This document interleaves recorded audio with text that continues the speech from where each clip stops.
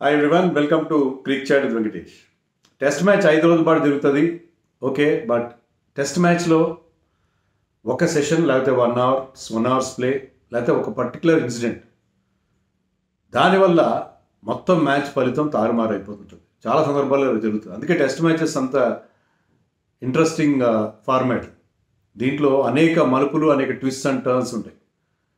నిన్నగాక మొన్న ముగిసిన England Sri Lanka test match at Manchester సిరీస్లోని ఫస్ట్ టెస్ట్ మ్యాచ్, దాంట్లో ఇలాంటి ఒక సంఘటన జరిగింది. అది బహుశా దానివల్ల మ్యాచ్ ఫలితం పూర్తిగా మారిపోయిందని అనట్లేదు, మ్యాచ్ రిజల్ట్ పైన దాని ఇంపాక్ట్ చాలా కనిపించింది.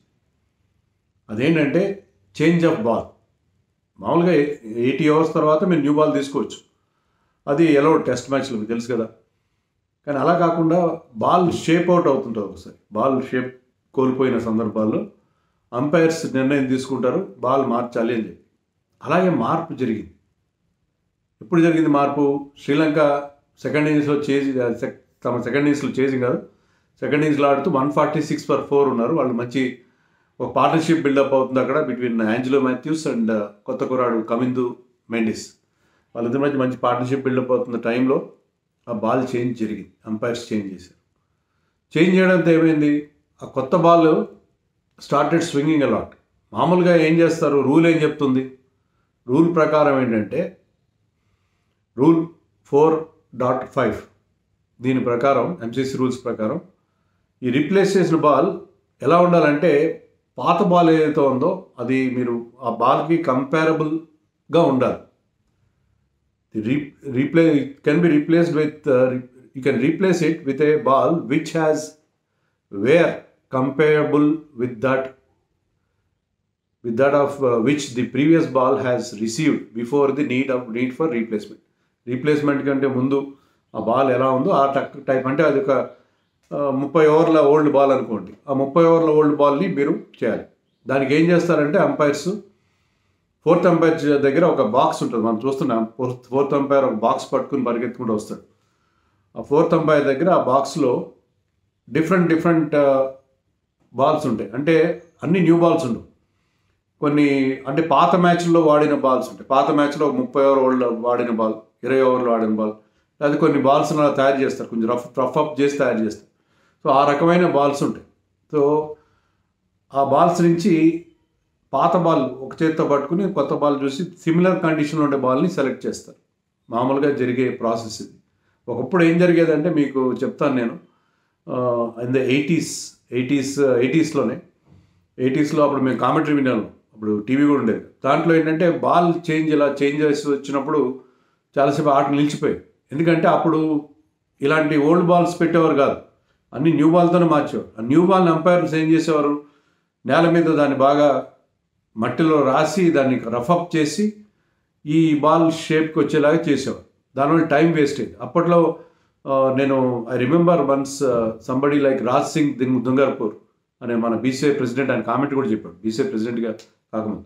ఆయన ఏం చెప్పాడంటే, ఇలా టైం వేస్ట్ చేసే బదులు కొన్ని బాల్స్ని డిఫరెంట్ షేప్స్లో రెడీగా పెట్టుకుంటే బాగుంటుంది అని చెప్పి ఆయన చెప్పాడు. బహుశా ఆ సజెషన్ వాజ్ టేకెన్. ఆ సజెషన్ వల్ల ఇప్పుడు ఏంటంటే ఫోర్త్ అంపైర్ దగ్గర డిఫరెంట్ బాల్స్ అన్నీ రెడీగా ఉంటాయి. ఆ బంతులు తీసుకొస్తే దాంట్లో క్లోజ్గా ఉండే బాల్ని సెలెక్ట్ చేస్తారు.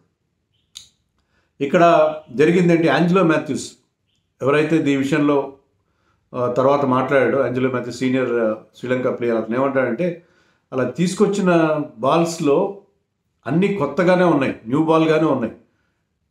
దీనిలాగా ఓల్డ్ బాల్ ఏది లేదు. సో వాళ్ళ దగ్గర లేదు కాబట్టి వాళ్ళు కొత్త బాల్ తీసుకున్నారు, ఆల్మోస్ట్ న్యూగా ఉన్న బాల్ తీసుకున్నారు. And it started swinging and seaming. కొత్త బాల్కి పాత బాల్, అంతకుముందు ఏంటంటే బాల్ మాకు అనుకూలంగా ఉన్న situation, ball was not doing anything. Suddenly ball started moving. దానివల్ల ఏంటి, 146 for 4 నుంచి వాళ్ళు వరుసగా 2-3 వికెట్లు పోగొట్టేసుకున్నారు. 2-3 వికెట్లు టపటప్ పడిపోయినాయి. మాథ్యూస్ అవుట్ అయ్యాడు, తర్వాత రత్నాయక అనే మరొక ప్లేయర్ 190 దగ్గర అవుట్ అయ్యాడు. మాథ్యూస్ 173 దగ్గర అవుట్ అయితే 190 దగ్గర రత్నాయక అవుట్. ఇంకా దానివల్ల తర్వాత బ్యాటింగ్ లేకుండా పోయింది వాళ్ళు. 6 వికెట్స్ పడిన తర్వాత బ్యాటింగ్ ఏముంటుంది. కమిందు మెండిస్ సెంచరీ చేశాడు, కానీ అతనికి అవతల ఎండింగ్ సపోర్ట్ దొరకలేదు. సో 205 మాత్రమే టార్గెట్ ఇచ్చారు శ్రీలంక. దాన్ని 5 వికెట్స్ కోల్పోయి ఇంగ్లాండ్ దాన్ని సక్సెస్ఫుల్గా చేంజ్ చేయగలిగి. అలా కాకుండా 215 218 ఇవ్వగలిగి ఉంటే పరిస్థితి డిఫరెంట్గా ఉండేది. సో అక్కడ మొమెంటం పూర్తిగా మాకు మారిపోయింది బాల్ ఎప్పుడైతే మార్చారో అని చెప్పి దీని విషయంలో స్టాండర్డ్ గైడ్ లైన్స్ ఉండాలి బాల్ మార్పిడి విషయంలో అని చెప్పి ఆంజెలో మాథ్యూస్ మ్యాచ్ తర్వాత అనడం జరిగింది. దీనికి ఇంగ్లాండ్ కొత్త కీపర్ జేమీ స్మిత్ చాలా మంచి బ్యాటింగ్ చేస్తున్నారు. జేమీ స్మిత్ ఏమన్నాడంటే ఓకే బాల్ మార్పాలు కొంత బాల్ స్వింగ్ అవడంతో పాటు ఇంగ్లాండ్ ఏమవుతుంది సడన్గా వెదర్ చేంజ్ అయిపోతుంది, చాలా ఫికిల్ వెదర్ ఉంటుంది. అక్కడ సడన్గా క్లౌడ్ కవర్ వచ్చేసింది. క్లౌడ్ కవర్ రావడంతో ఓవర్కాస్ట్ కండిషన్స్లో బాల్ స్టార్టెడ్ మూవింగ్. రెండింటి కాంబినేషన్ అన్నట్టుగా చెప్పాడు అతను. కానీ బేసిక్గా బాల్ మార్పిడి వల్ల ఇలా జరిగిందని చెప్పి ఆంజెలో మాథ్యూస్ అన్నాడు, which is not fair. Actually ఏంటంటే సిమిలర్ బాల్ ఇవ్వాలి.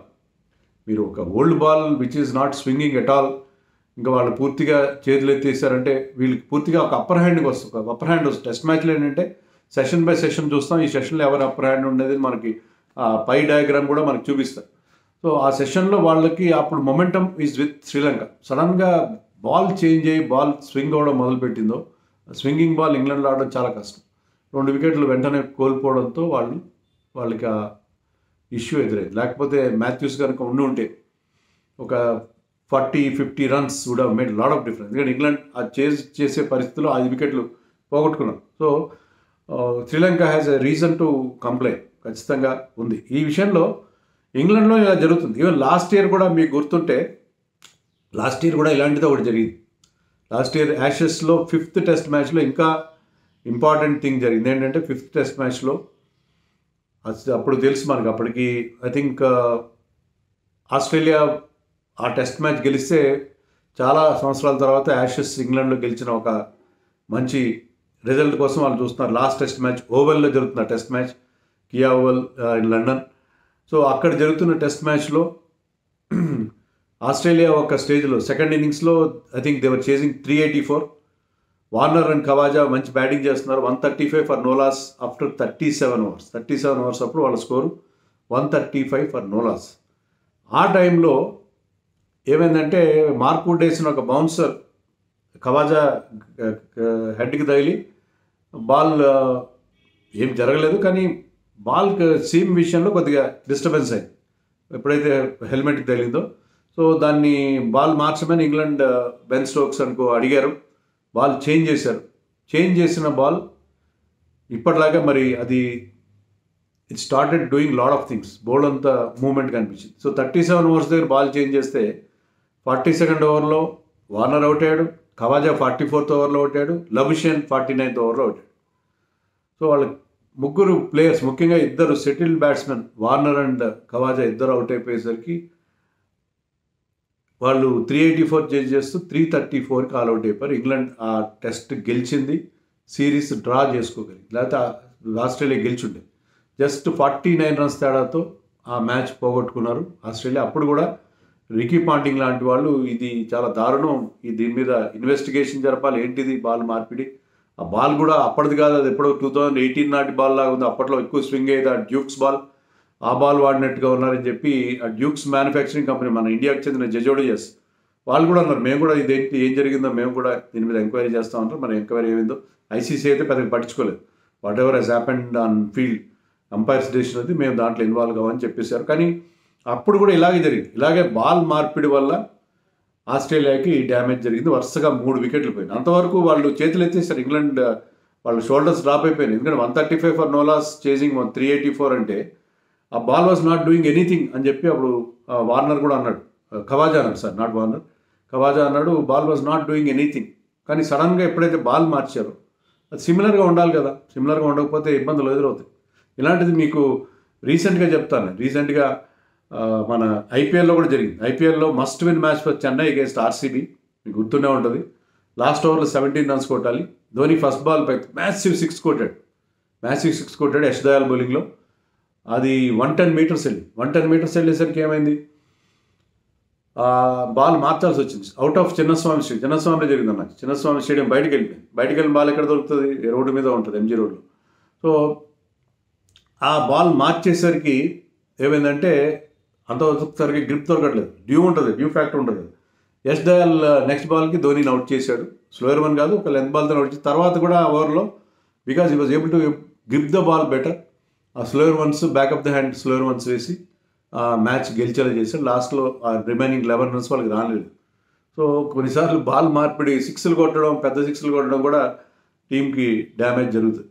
సో ఇలా బాల్ మార్పిడి విషయంలో ఒక స్టాండర్డ్ ప్రొసీజర్ ఉండాలి. అంటే నేను ఇక్కడ ఈ కేసులో వెట్ బాల్ ఇస్తే మళ్ళీ దాన్ని వెట్ చేసి ఇవ్వాలని చెప్పట్లేదు. కానీ టెస్ట్ మ్యాచ్ల విషయంలో మీరు సేమ్ కండిషన్లో ఉండే బాల్ అయి ఉండాలి. ఈ విషయంలో మ్యాచ్ రిఫరీ ముందే చూసుకోవాలి. ఈ స్పేర్ బాల్స్ ఏవైతే ఉన్నాయో ఆ ఫోర్త్ అంపైర్ దగ్గర ఉండే ఆ బాక్స్లో ఉండే బాల్స్లో అవి అన్ని న్యూ బాల్సే ఉండకూడదు, దాంట్లో కొన్ని కాస్త వేర్ అండ్ టేర్ ఉన్న బాల్స్ కూడా ఉండాలి అనే విషయంలో ఎన్ష్యూర్ చేసుకోవాలి. ఈ విషయంలో కొన్ని గైడ్లైన్స్ ఇవ్వాలి, లేకపోతే ఇలాంటి ప్రమాదాలు జరిగే పరిస్థితి మనకు అనిపిస్తుంది. సో చాలా చిన్న ఇష్యూగా మనకు అనిపించవచ్చు, కానీ ఒకసారి నేను చెప్పాను కదా, ఒక చిన్న పాయింట్, ఒక ఐడియా ఒక జీవితాన్ని మార్చినట్టు ఒక బాల్ మార్పు ఒక మ్యాచ్ రిజల్ట్ కూడా అప్పుడప్పుడు మార్చేస్తుంటుంది. దీని గురించి మీరు అనుకుంటారు కామెంట్స్లో చెప్పండి.